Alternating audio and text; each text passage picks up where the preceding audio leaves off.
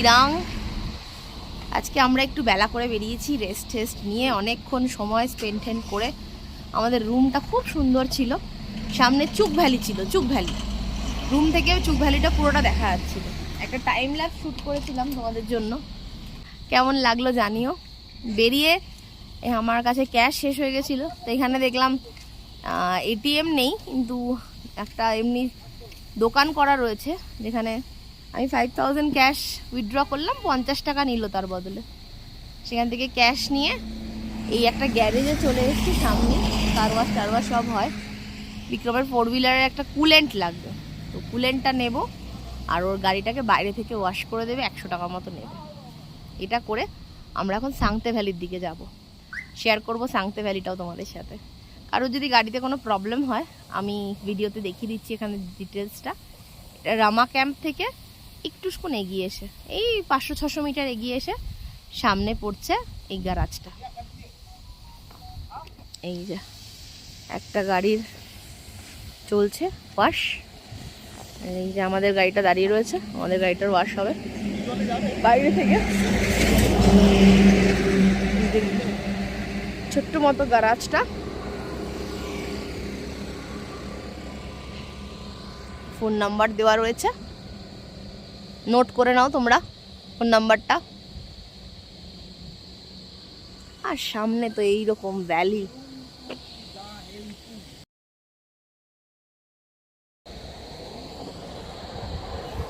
সামনেটা পুরো মাটিটা, বেশি এগোলে ধসে যেতে পারে, আমি এগোতে পারছি না। সামনের দিকে দিরাং রিভার বয়ে চলেছে, একটু জুম করে দেখাচ্ছি তোমাদেরকে। আর ওপরে পাহাড়ে এরকম রোদ্দুরটা এসে পড়েছে।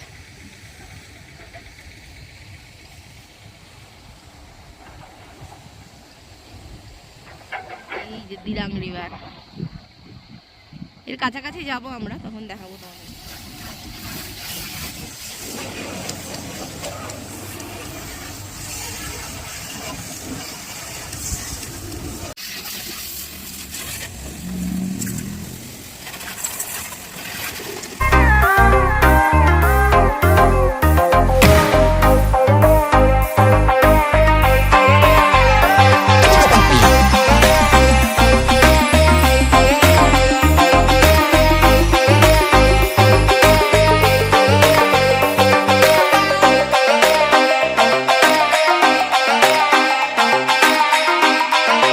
দিরাং থেকে সাংতি ভ্যালির দিকে যেতে পড়লো পথে দিরাং মনাস্ট্রি। মনাস্ট্রির আশেপাশের পরিবেশটা যেমন সুন্দর, খুদে লামারা পড়াশোনা করছে, বাইরে এসে রোদ পোহাচ্ছিল, আশপাশটাও ভীষণ সুন্দর। মনাস্ট্রি ঘুরে আমরা আবার সাংতি ভ্যালির দিকে রওনা দিলাম।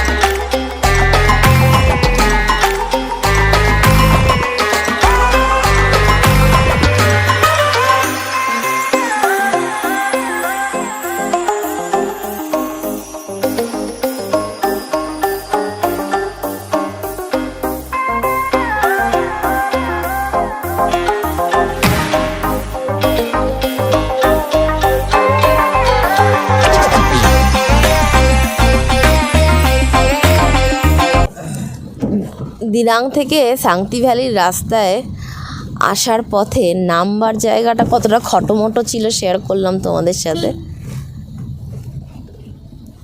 পুরো ভাঙাচোরা রাস্তা, ইট পাতা, আসলে ওখানে রাস্তাটা বানানো হয়নি। আর যেখান থেকে রাস্তা মোটামুটি বানানো হয়েছে সেই জায়গাটায় দিয়ে এখন আমরা যাচ্ছি।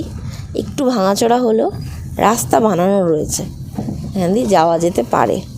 আর ঠিক নদীর সামনে প্রচুর হোমস্টেজ রয়েছে, দু একটা নামও দেখলাম, লিনজো হোমস্টে, আরও একটু খটোমটো নামগুলো।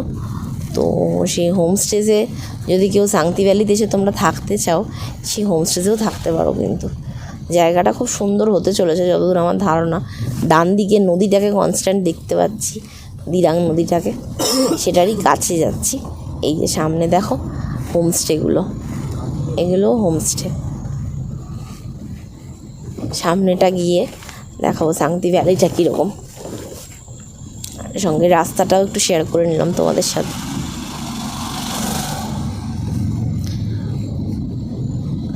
অন বাইকে আছে, ওর তো অফ রোড ট্রেলে ভীষণ সুবিধা। আসলে যে ট্রেলটা দিয়ে আমরা নামলাম সেটা 4 হুইলারের জন্য একটু অসুবিধাজনক। বিক্রম আমাদের এক্সপার্ট প্রো, ও টেনে নিচ্ছে, কিন্তু বাইকে স্পেশালি অফ রোডিং বাইকের জন্য একেবারে খুব মজাদার রাস্তা আর কি।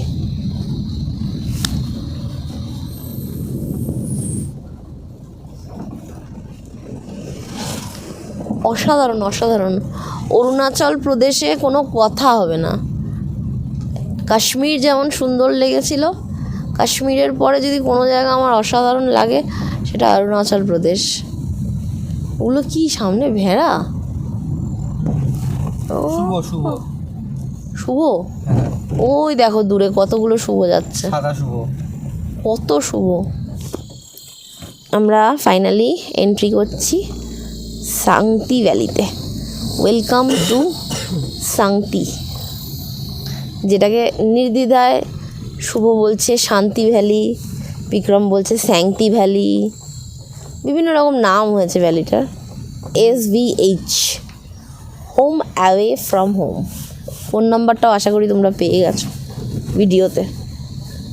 ওহ, বাড়িতে কত ফুলের গাছগুলো, মন ভরে যাচ্ছে দেখে। দেখ দেখ কি সুন্দর ঝুলিয়েছে, কি সব গাছ এগুলো সব।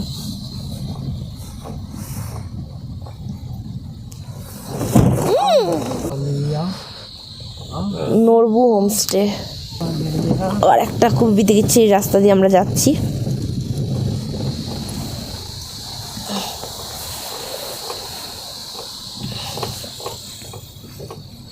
নরবু হোমস্টেরও ফোন নাম্বার পেয়ে গেছো।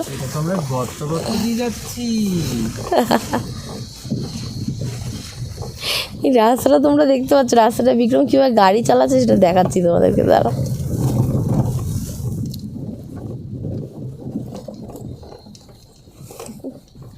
সিট থেকে এতটা উঠে পড়েছে, উঠে পড়ে সামনেটা দেখতে দেখতে যাচ্ছে। এটা হলো শান্তি ভ্যালির সামনে, এই নদীটা বয়ে চলেছে শান্তি ভ্যালির প্রায় সামনে এসে গেছি আমরা। ম্যাপে যদিও 2.7 কিলোমিটার বলছে। এরকম একটা অসাধারণ সুন্দর ব্রিজ আছে, প্রচুর টুরিস্ট এসছে ঘুরতে এখানে।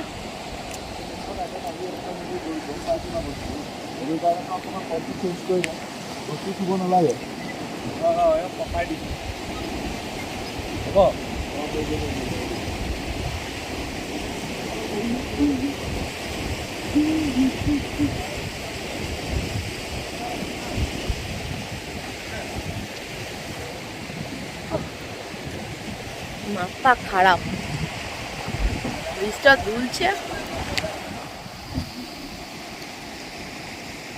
ব্রিজটাতে খানিকক্ষণ টাইম স্পেন্ড করলাম আমরা। নিচে এখানে টেন্ট আছে, এই হোমস্টেটার টেন্ট আছে, আর টেন্টের বাইরে ফুলগুলো এত সুন্দর। আমার তো মনে হচ্ছে কেন আমরা এখানে এসে 3 দিন থাকলাম না। আবার আসবো কখনো অরুণাচল, যদি আসি দিরাঙে এসেই 3 দিন থাকবো।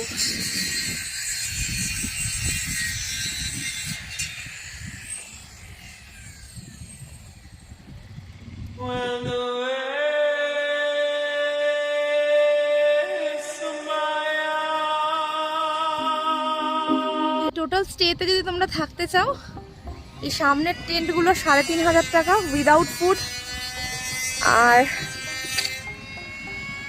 এই যে দূরে কটেজগুলো 4500 টাকা উইদাউট ফুড, আর ওপাশে সিঙ্গেল টেন্ট যেগুলো দেখিয়েছিলাম এই সিঙ্গেল টেন্টগুলো 1,500 টাকা, কিন্তু টয়লেট কিন্তু অ্যাটাচড নয়, টয়লেট আলাদা।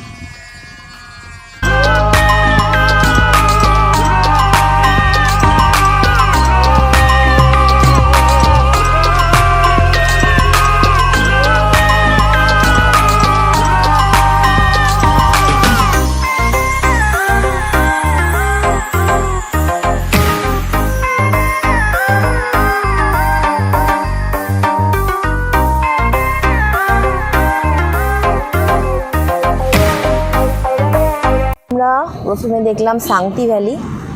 সাংতি ভ্যালিতে অনেকটা সময় কাটিয়েছি আমরা। সাংতি ভ্যালির পর আমরা গেছিলাম দিরাং মনাস্ট্রি, তোমাদেরকে দেখালাম দিরাং মনাস্ট্রি। দিরাং মনাস্ট্রির পর এখন আমরা যাচ্ছি মান্ডালা টপের রাস্তার দিকে। মান্ডালা টপের একটা হিস্ট্রি আছে, সেটা মান্ডালা টপে উঠে তোমাদের সাথে শেয়ার করবো।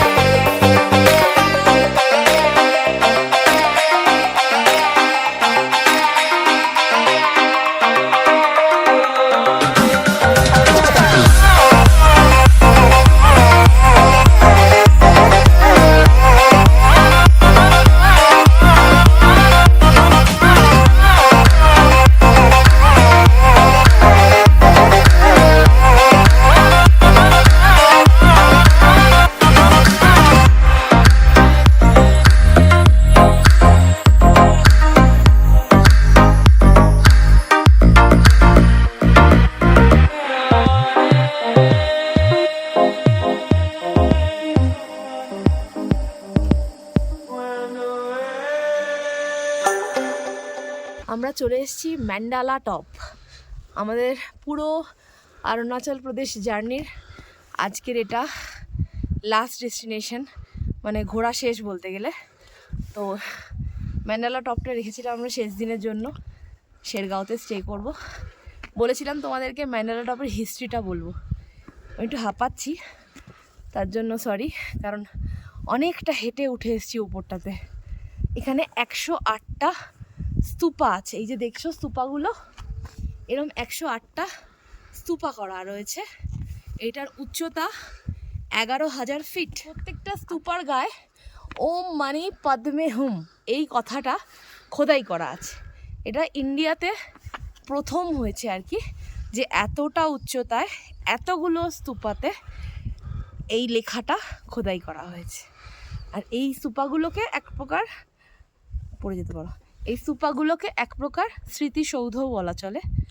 আর সামনে একটা এই এত বড় বুদ্ধ মূর্তি তৈরি হচ্ছে, মানে মূর্তিটা তৈরি আছে, মূর্তিটাকে হয়তো একটু পালিশ করে কালার করা হবে। আর জায়গাটা সম্পূর্ণ মেঘে ঢাকা, কুয়াশা আমাদের গা ছুঁয়ে ছুঁয়ে যাচ্ছে। ভিডিওতে হয়তো অতটা বুঝতে পারবে না তোমরা, গাছগুলোকে দেখলে বুঝতে পারবে। কুয়াশা কিন্তু আমাদের গা ছুঁয়ে ছুঁয়ে যাচ্ছে। তো আমাদের জার্নি শেষ হয়ে যাচ্ছে, আমাদের মন খুব খারাপ, কিন্তু এই লাস্ট ডেস্টিনেশনটা এসে খুব ভালো লাগলো। সামনে গিয়ে নিয়ে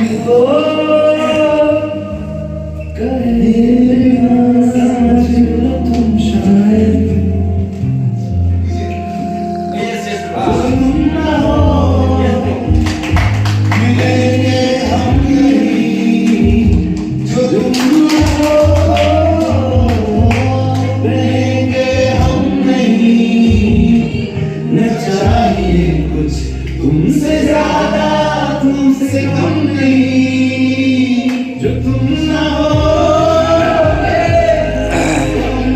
हम नहीं। রাত্রিরে একটা অন্ধকার জঙ্গলের মধ্যে আমাদেরকে ঢুকিয়ে দিয়েছে এই মহান ব্যক্তি, এসে বসেছে গাড়িতে। আর এই মহান ব্যক্তি এদিকে আয়, সামনে আয়, তুই এমনি অন্ধকারে তোর মুখ দেখা যায় না, আয়। ইমা তুমি তোমার দিকে তো করে গেছো মুখটা মনে হয়। না, আমার দিকে কোথায় করেছি? এই তো তুই, তোকে আরো মুখ ঢোকা। হ্যাঁ দেখ, দেখতে পাচ্ছ এই মহান ব্যক্তিকে দেখছেন?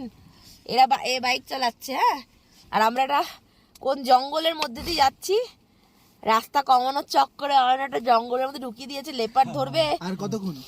না কি ধরবে কতক্ষণ জানি না, ফোনে কোনো নেটওয়ার্ক নেই। হ্যাঁ, আমার ফোনে ম্যাপটা পাঠাবে? নেটওয়ার্ক নেই। মজা আসছে চালিয়ে কিন্তু। ও, তো দাদুকে বল আমাকে নেট দিতে, আমি তোকে পাঠিয়ে দিচ্ছি ম্যাপ। দাদু শুনতে পেলে? গাড়িতে ওঠ, গাড়িতে ওঠ।